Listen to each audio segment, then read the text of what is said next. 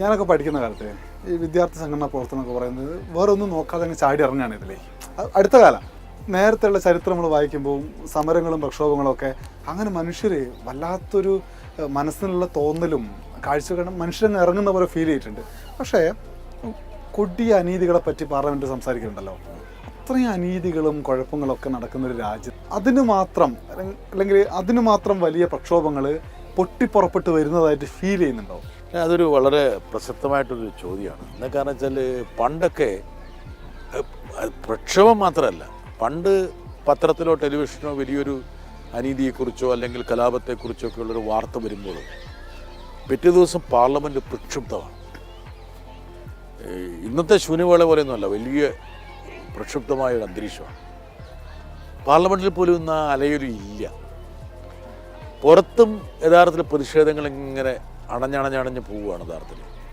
പണ്ടൊക്കെ ഈ ട്രേഡ് യൂണിയനുകളുടെ സമരം എന്നൊക്കെ പറഞ്ഞാൽ എന്തായിരുന്നു, കേന്ദ്ര ട്രേഡ് യൂണിയനുകളെല്ലാം കൂടി ചേർന്നിട്ടുള്ള സമരങ്ങളും അതൊക്കെ വലിയൊരു ഒരു ഡെമോൺസ്ട്രേഷനും തലസ്ഥാനത്ത്. അതുപോലെ ഞാൻ കണ്ടിട്ടുള്ള പ്രതിഷേധങ്ങൾ ഇവിടെ നമ്മുടെ ഈ തലസ്ഥാന നഗരിയിൽ ഇപ്പം ഈ കർത്തവ്യ പദ്ധതി പറഞ്ഞ് നാമകരണം ചെയ്യപ്പെട്ട രാജ്പഥിൻ്റെ കരയിൽ ബോട്ട് ക്ലബ് മൈതാനിയിലൊക്കെ കർഷകരും കാർഷിക തൊഴിലാളികളും അങ്ങ് തമ്പട്ടിച്ചിട്ട് എന്താ പറയുക, ഒരു തിരമാലയാണ്. പ്രധാനമന്ത്രി പോലും ഓഫീസിൽ നിന്ന് വീട്ടിലേക്ക് പോകണമെങ്കിൽ ഇതിൻ്റെ ഇടയിലൂടെ പോകണം. ബോട്ട് ക്ലബ് മൈതാനിയിലൊക്കെ കർഷകർ വന്നിട്ട് പോകില്ല. അങ്ങനത്തെ പ്രക്ഷോഭത്തിൻ്റെ ഒരു നാടായിരുന്നു.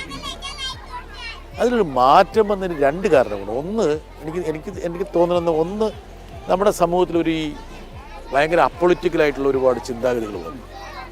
പിന്നെ ചെറുപ്പക്കാരും കുറേ പൊളിറ്റിക്സിൽ നിന്ന് അങ്ങോട്ട് ഡ്രിഫ്റ്റ് ചെയ്ത് പോയി. അതിൽ ഈ ഒരു കാരണം എന്ന് വെച്ചാൽ ഒരു പക്ഷേ ഈ സൂത്രമാണെന്ന് സംശയിക്കേണ്ടത്. എന്താ കാരണം വെച്ചാൽ ഈസി എൻ്റർടൈൻമെൻറ്റ്സിലേക്ക് പോയി. മറ്റൊരു കാരണം എന്ന് വെച്ചാൽ നമ്മുടെ ഭരണകൂടം, പ്രത്യേകിച്ച് കേന്ദ്ര ഭരണകൂടം ഭയങ്കര കിരാത നിയമങ്ങൾ കൊണ്ടുവന്നു. ഇപ്പോൾ ഈ UAPA, ടാഡ, പോട്ട എന്നൊക്കെ പറഞ്ഞ നിയമങ്ങൾ പ്രകാരം ഒരു പാവപ്പെട്ടവനെ പിടിച്ച് ജയിലിട്ട് കഴിഞ്ഞാൽ 4 വർഷം 5 വർഷം. ഇപ്പം ഉദാഹരണം ജെ.എൻ.യുവിൽ സമരത്തിൽ പങ്കെടുത്ത് എത്രയും പിടിച്ച് അകത്തിട്ടത് കനയ്യകുമാർ. അയാളെ അതിപ്പോൾ കോൺഗ്രസ്സിലാണ്, പക്ഷേ ജെ.എൻ.യുവിൻ്റെ ഒരു സ്റ്റുഡൻസ് യൂണിയൻ പ്രസിഡൻ്റായിരുന്ന ആളാണ്. അയാൾ കോടതി വന്നപ്പോൾ അഭിഭാഷകർ മർദ്ദിച്ചു. ഇപ്പോൾ ഷൈൻബാദ്, അങ്ങനെ ഉദാഹരണം പറഞ്ഞ ഭീമാ കൊറിയോൻ കേസ്, കിരാതമായിട്ടുള്ള നിയമങ്ങൾ വന്നു. അപ്പം സ്വാഭാവികമായിട്ടും അവരുടെ ഭാവിയെ, ജനങ്ങളുടെ ഭാവിയാണത്. ഇപ്പോൾ വിദ്യാർത്ഥികളൊക്കെയാണ്, അവർക്ക് അവരുടെ മുഴുവൻ പോവുകയാണ്. അപ്പം ഇങ്ങനെയുള്ള പല കാരണങ്ങൾ കൊണ്ടും എനിക്ക് തോന്നുന്നു ഇന്ത്യ, അതുകൊണ്ടാണ് ഒരുപക്ഷെ ഇന്ത്യ ഒരു ഡെമോക്രസി ആണോ എന്നൊക്കെയുള്ളൊരു സംശയങ്ങൾ തന്നെ പല അന്താരാഷ്ട്ര സ്ഥാപനങ്ങളും പ്രകടിപ്പിക്കുന്നതിൻ്റെ കാരണം അതാണ്. ഒരു ഫങ്ഷണൽ ഡെമോക്രസിക്ക് വേണ്ട ഏറ്റവും പ്രധാനപ്പെട്ട ഘടകം എന്ന് പറഞ്ഞാൽ ഡിസൻ്റാണ്. വിയോജിപ്പ്, പ്രതിഷേധം രേഖപ്പെടുത്താൻ വേണ്ടിയിട്ടുള്ള ഒരു പ്രതലമാണ്. ഇപ്പോൾ ഡിസൻ്റ് ഇല്ലാത്ത ഒരു ജനാധിപത്യം ഒരിക്കലും ഉണ്ടാവില്ല. പക്ഷെ ആ ഡിസൻ്റ് ഇല്ല എന്നുള്ളതാണ്. പിന്നെ മാധ്യമങ്ങളിൽ വന്നിട്ടുള്ളൊരു വലിയ വ്യത്യാസമുണ്ട്. മാധ്യമങ്ങൾ ഇങ്ങനെയുള്ള പ്രക്ഷോഭങ്ങൾ കവർ ചെയ്യാതായി. ഇത് പല കാരണങ്ങൾ കൊണ്ട്. ഇപ്പോൾ ദേശീയ മാധ്യമങ്ങളിലൊന്നും ഒരു തൊഴിലാളി യൂണിയൻ്റെ സ്ട്രൈക്ക് ഒരിക്കലും കവർ ചെയ്യപ്പെടുന്നില്ല. പണ്ടൊക്കെ എനിക്ക് ഓർമ്മയുണ്ട്, ഇവിടെ ഡൽഹിയിൽ ഗാസിയാബാദിലും ഫരീദാബാദിലൊക്കെയുള്ള ഫാക്ടറികളിലും വ്യവസായ യൂണിറ്റുകളിലൊക്കെ ട്രേഡ് യൂണിയൻസൊക്കെ സമരം ചെയ്യുമ്പോൾ അതൊക്കെ വലിയ വാർത്തയാണ്. ഇന്നങ്ങനെയൊന്നും ഇല്ല. ഇപ്പം അനു പറഞ്ഞ വളരെ കറക്റ്റാണ്. അതായത് പൊതുവേ നമ്മുടെ രാജ്യത്ത് ഈ പറഞ്ഞ പ്രതിഷേധത്തിൻ്റെ, വിയോജിപ്പിൻ്റെ ഒരുപാട് നാമ്പുകൾ ഇങ്ങനെ പയ്യെ അണഞ്ഞുകൊണ്ടിരിക്കുക. ഇതിന് പല കാരണങ്ങളുണ്ട്. ഞാൻ ഗവേഷണം ചെയ്തിട്ടില്ലെങ്കിലും എനിക്ക് മനസ്സിൽ തോന്നിയിട്ടുള്ള കാരണങ്ങൾ ഇതൊക്കെ തന്നെയാണ്. ഈ അങ്ങനെ പറയുമ്പോൾ മാധ്യമങ്ങളെ പറ്റി പറഞ്ഞല്ലോ, ഒരു മാധ്യമ സ്ഥാനത്തിൻ്റെ മേധാവിയാണ് കോമ്രേഡ്. ഇപ്പം മാധ്യമങ്ങളിൽ നിൽക്കുന്ന ഒരു പൊസിഷൻ ഉണ്ടല്ലോ, അതായത് ഇപ്പം ഡൽഹി തെരഞ്ഞെടുപ്പ് വെറുതെ നമ്മൾ എടുത്തു കഴിഞ്ഞാൽ അവിടെ പ്രധാനമന്ത്രി നരേന്ദ്രമോദി സംസാരിക്കുന്നത് മുഴുവൻ ചാനലുകളിൽ ലൈവാണ്. അമിത്ഷാ സംസാരിക്കുന്നത് മുഴുവൻ ചാനലുകളിൽ ലൈവാണ്. JP നഡ്ഡ സംസാരിക്കുന്നത് ലൈവാണ്. അതേസമയത്ത് മറുഭാഗത്ത് കെജ്രിവാൾ സംസാരിക്കുന്നത് ഒരു പാക്കേജ് പോലും കൊടുക്കാൻ, അതിനൊരു ലൈവ് കൊടുക്കാൻ പല സമയത്തും കൊടുക്കാറുണ്ട്. പക്ഷെ പല സമയത്തും ഇവർ തയ്യാറല്ല. പക്ഷെ മറ്റത് മുഴുനീളനാണ്. അപ്പോൾ ആളുകൾ മുന്നിലേക്ക് മോദിയും അമിത്ഷായും JP നഡ്ഡയും മുഴുവൻ സമയം, കെജ്രിവാൾ, രാഹുൽ ഗാന്ധി ചിത്രത്തിലില്ല, പ്രിയങ്ക ഗാന്ധി ഇല്ല, കോൺഗ്രസിൻ്റെ നേതാക്കന്മാരാരുമില്ല. ലെവൽ പ്ലേയിങ് ഫീൽഡ് എന്ന് പറയുന്നത് ഇനിയൊരു സ്വപ്നം മാത്രമായിട്ട് അവസാനിച്ചു. മുഴുവൻ സ്വകാര്യ ചാനലുകളും ഭരിക്കുന്ന ആളുകളുടെ ഒരു വെപ്പൺ മാത്രമായിട്ട് മാറിപ്പോയില്ലേ? ഇതിനകത്ത് ഞങ്ങൾ ഈ പാർലമെന്റ് കമ്മിറ്റിയിൽ IT പാർലമെന്റ് കമ്മിറ്റി, ഞാൻ ആദ്യം മെമ്പറായിരുന്നു. അതിലാണ് ഈ വാർത്താ പ്രക്ഷേപണ മന്ത്രാലയമൊക്കെ വരുന്നത്. അപ്പോൾ ഞങ്ങൾ ചർച്ച ചെയ്തപ്പോൾ ഞങ്ങൾ കണ്ടെത്തിയൊരു കാര്യമുണ്ട്. പണ്ട് ദൂരദർശനിലോ ആകാശവാണിയിലോ പ്രതിപക്ഷത്തിന് വേണ്ട സ്പേസ് കിട്ടുന്നില്ലെങ്കിൽ വലിയ ബഹള. ഇന്ന് ദൂരദർശനിലും ആകാശവാണിയിലും പ്രതിപക്ഷത്തിന് സ്പേസ് കിട്ടുന്നില്ലെങ്കിൽ ആർക്കും ഒരു പരാതിയില്ല. എന്നുവെച്ചാൽ സ്പേസ് തരേണ്ടതല്ല, അത് ഭരണപക്ഷത്തിന്റെ മാത്രം സ്ഥാപനമാണ് എന്നൊരു തോന്നലിലേക്ക് എത്തി. പണ്ട് ഇവിടെ ഇന്ത്യയിൽ ഏറ്റവും കൂടുതൽ ചർച്ച നടന്നിട്ടുള്ളത് പ്രസാർ ഭാരതിക്ക് സ്വയംഭരണാവകാശം കൊടുത്തതിനെ കുറിച്ചാണ്. നോക്കുക, അതിനെക്കുറിച്ച് എന്തെല്ലാം ചർച്ചകളാണ്. ഇപ്പോൾ അതിന് എക്സ്റ്റൻഷൻ നിലയിൽ ഞങ്ങൾ കണ്ടെത്തിയത് സ്വകാര്യ ചാനലുകളിലും സ്വാഭാവികമായിട്ടും മറ്റേ പ്രതിപക്ഷത്തിന് സ്പേസ് ഇല്ലെങ്കിൽ ആർക്കും അത്ഭുതമില്ല, ആരുടെ നെറ്റ് ചുളിയുന്നില്ല. എല്ലാവരുടെയും കൂടി ഒരുമിച്ചായിട്ടുള്ള പാർലമെന്റിന്റെ സൺസെറ്റ് ടി വിയിലും പ്രതിപക്ഷത്തിന് സ്പേസ് ഇല്ലെങ്കിൽ ആർക്കും അത്ഭുതമില്ല. നമ്മുടെ സർപ്രൈസ് എലമെന്റ് മീഡിയയെ സംബന്ധിച്ച് പോയി. ഇനി രാത്രിയിലുള്ള നമ്മുടെ, പ്രത്യേകിച്ച് കേരളത്തിൽ അല്ല ഞാൻ ഉദ്ദേശിക്കുന്നത്, ഡൽഹിയിലൊക്കെ ഉള്ള ഹിന്ദി ഇംഗ്ലീഷ് ചാനലുകളുടെ ഡിസ്കഷൻസ് നോക്കിക്കഴിഞ്ഞാൽ മുസ്ലിം ഹിന്ദു ചിയർ ലീഡേഴ്സാണ്. നമ്മുടെ അവതാരകർ എന്ന് പറയുന്നത് ഒരു വിഷയത്തെ അനലൈസ് ചെയ്യാൻ വേണ്ടിയിട്ടോ ആൾക്കാരെ ചർച്ചയിൽ പങ്കെടുപ്പിക്കാൻ വേണ്ടിയിട്ടോ ഉള്ളതല്ല. അവർ അജണ്ട സെറ്റ് ചെയ്യാൻ വേണ്ടിയിട്ടും ഈ പറഞ്ഞ ഒരു വർഗീയ അജണ്ടയ്ക്ക് വേണ്ടിയിട്ട് ചിയർ ലീഡേഴ്സ് ആകുന്ന ഒരു രീതിയാണ് മാധ്യമങ്ങളുടെ ഒരു പോക്ക്. ഒരു പക്ഷേ അത് നമ്മൾക്ക് ഭയങ്കരമായിട്ട് മനസ്സിലാകും. അന്വേഷണാത്മക മാധ്യമ പ്രവർത്തനം സാധനം ഇല്ല. എനിക്ക് ഓർമ്മയുണ്ടുള്ളത് അനൂപ്, ഞാനിവിടെ വരുന്ന സമയത്ത് 4/3 ഭൂരിപക്ഷത്തിന് രാജീവ് ഗാന്ധി ഇന്ത്യ ഭരിക്കുന്ന സമയമാണ്. പാർലമെന്റിലൊക്കെ പോയാൽ, ലോകസഭയിൽ പോയി കഴിഞ്ഞാൽ ആ പച്ച വിധാനത്തിൻ്റെ ഒരു 80% കോൺഗ്രസ്സുകാരിങ്ങനെ നിരന്നിരിക്കുക. ഞാൻ തമാശ പറഞ്ഞു, ഒരു തിരമാല പോലെയാണ്.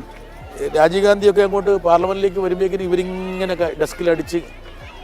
എന്നാലും ഇന്ത്യയിലെ മാധ്യമങ്ങൾ ഈ രാജീവ് ഗാന്ധിയെ ഗവൺമെന്റിനെ മുൻനിർത്തിയിട്ടുള്ള എത്രയോ വിവാദങ്ങളും അപവാദങ്ങളും കുംഭകോണങ്ങളും പുറത്തേക്ക് കൊണ്ടുവന്നു.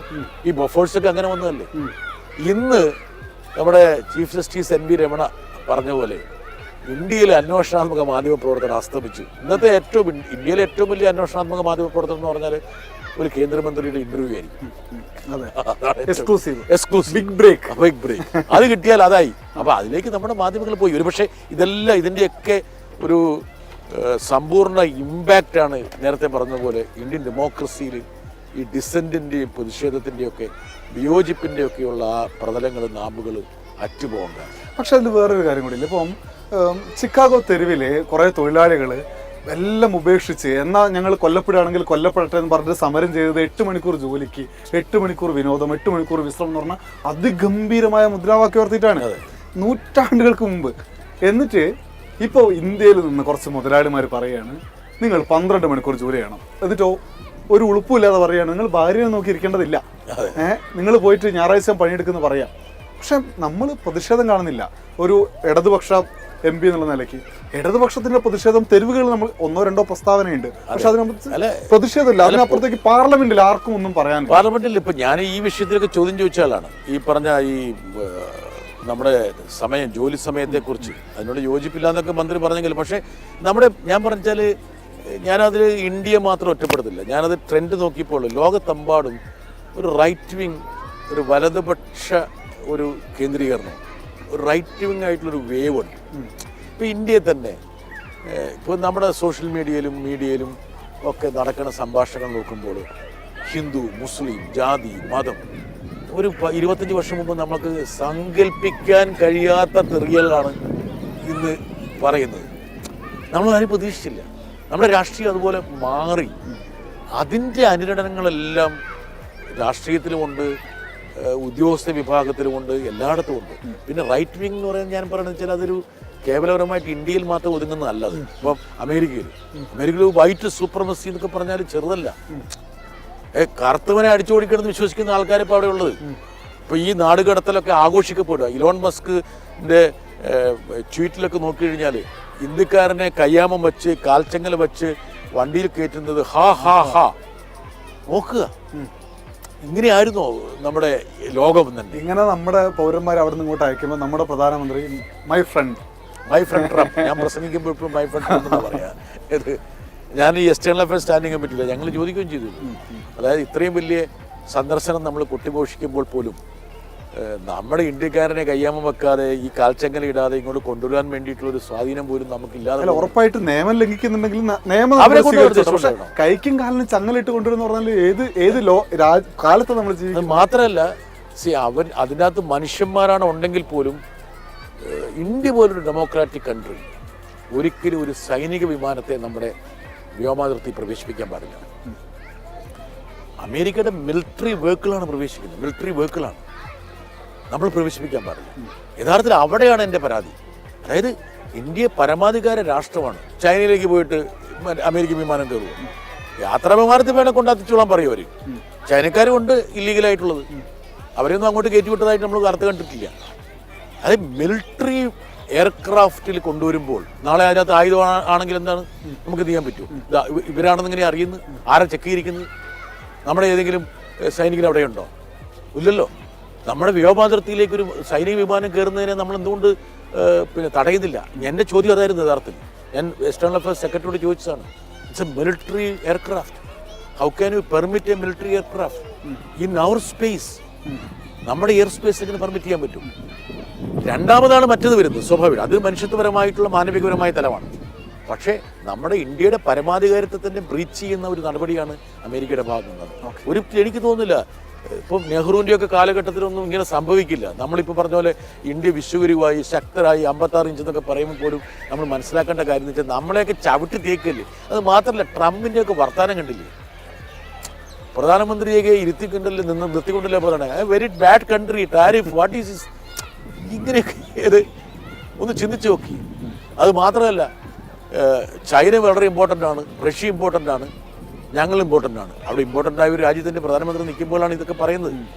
അപ്പോൾ ഇതൊക്കെ സ്വാഭാവികമായിട്ടും നമ്മൾ പുറമേക്ക് നമ്മുടെ മാധ്യമങ്ങൾ ഇങ്ങനെ ട്രംപറ്റ് ചെയ്യുമെങ്കിൽ പോലും യാഥാർത്ഥ്യത്തിൽ നമ്മുടെ ഒരു സ്റ്റേക്ക് കുറഞ്ഞു വരുന്നതാണ് എൻ്റെ ഒരു അനുഭവം.